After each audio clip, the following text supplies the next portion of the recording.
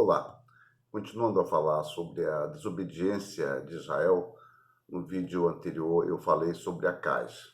Hoje eu vou falar um pouco mais, então eu vou gravar mais de um vídeo sobre Manassés, que eu estou chamando de Manassés, idolatria, arrependimento e conversão. Tomemos então o exemplo da decadência espiritual de Judá por meio deste rei, que eu creio que foi o pior rei de Judá. Bom, recuemos um pouco.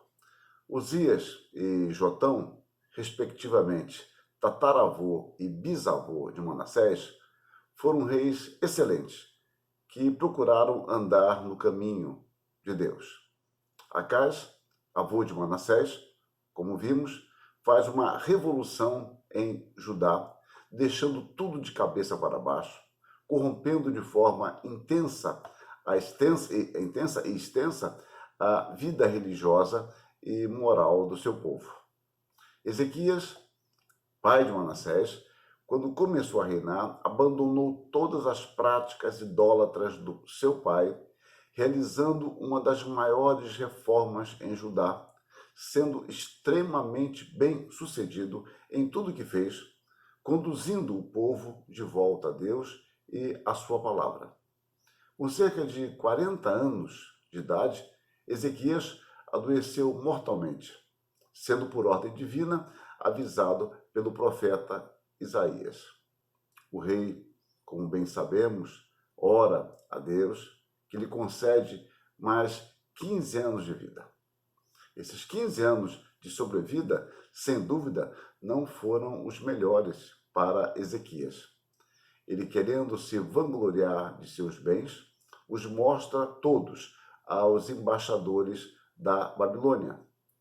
Deus então lhe diz que haveria tempo em que todos aqueles tesouros seriam levados para a Babilônia, bem como seus filhos, ainda que não nos tempos de Ezequias, ou seja, ele não veria o cumprimento dessa disciplina de Deus ou deste castigo de Deus. Bom, isso nos conduz agora a Manassés. Manassés começou a reinar com 12 anos. O seu reinado é o mais longo na história de Judá. Ele governou 55 anos, isto por volta do ano 696 a 641 a.C. Manassés, quando nasceu, o reino de Judá era próspero. Como seu pai Ezequias não viveu muitos anos, apenas 54, Manassés não teve grande tempo de convivência com ele. Além de não ter conhecido seu avô, Acás, não viu as consequências dos atos idólatras de seu avô e o processo de grandes reformas feitas pelo seu pai. Ele encontrou um reino pronto, porém, verdade deve ser dita, não na melhor fase do reinado de Ezequias. Ele começou a reinar em corregência com seu pai, provavelmente nos últimos 10 anos de Ezequias. E foi justamente neste período que Ezequias, ainda que se arrependendo, teve momentos de fraqueza, se exaltando diante do Senhor e dos homens. Manassés, como eu disse há pouco, provavelmente foi o pior rei de Judá. Primeiramente, ele copiou os pagãos, no entanto, ele foi mais longe ainda, gerando tanta corrupção entre o povo que o texto nos diz: Judá cometeu mais atrocidades do que os povos pagãos que Deus havia destruído. Isso está no segundo livro das Crônicas, no capítulo 33, versos 2 e 9. Ele fez o que a gente pode chamar de uma contra-reforma espiritual. Nós lemos nas Crônicas, no livro das Crônicas. Tornou a edificar os altos que Ezequias, seu pai, havia derribado. Então, vejamos agora aspectos da sua política idólatra. Ele levantou altar aos ídolos, conforme os pagãos faziam, e também o rei de Israel, Acabe. Ele adorou e serviu aos deuses e à natureza. Ele praticou astrologia. Ele corrompeu a casa de Deus com os ídolos que fizera. Seguindo as práticas pagãs, instituiu os ritos de prostituição sagrada dentro do templo. Queimou pelo menos um de seus filhos como oferta ao deus dos amonitas, Moloque, conforme o costume daquele povo. Muitos inocentes foram mortos, possivelmente em sacrifícios e assassinatos, devido ao fato de se oporem a tais práticas. Aqui se deve incluir profetas, sacerdotes e outros homens tementes a Deus. Nós lemos no segundo livro dos Reis 21:16.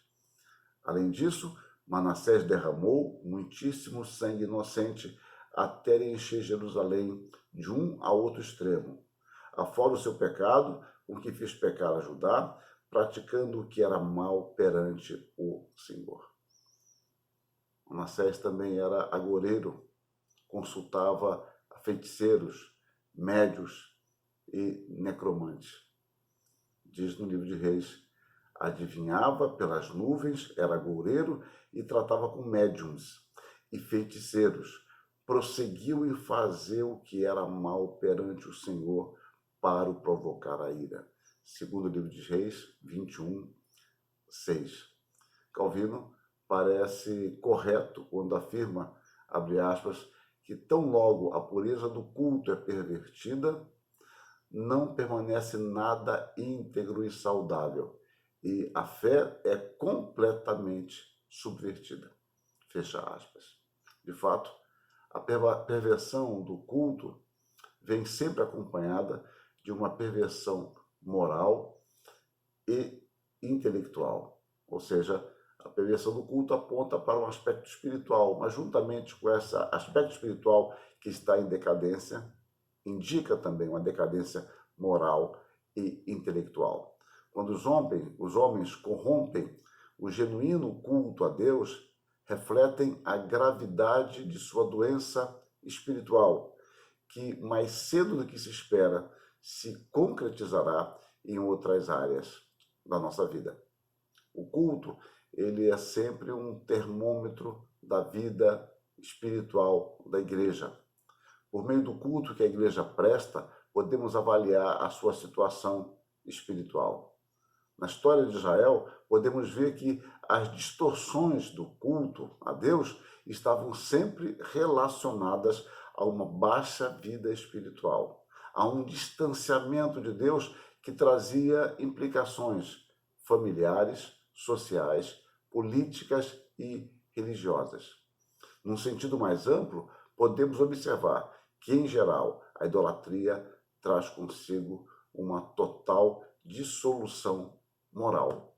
O paganismo é sempre pródigo em sua sensualidade desregrada, ou seja, idolatria. Eu vou continuar a falar sobre isso no próximo vídeo, mostrando como Manassés perseverou em fazer o mal, desejando provocar loucamente a Deus.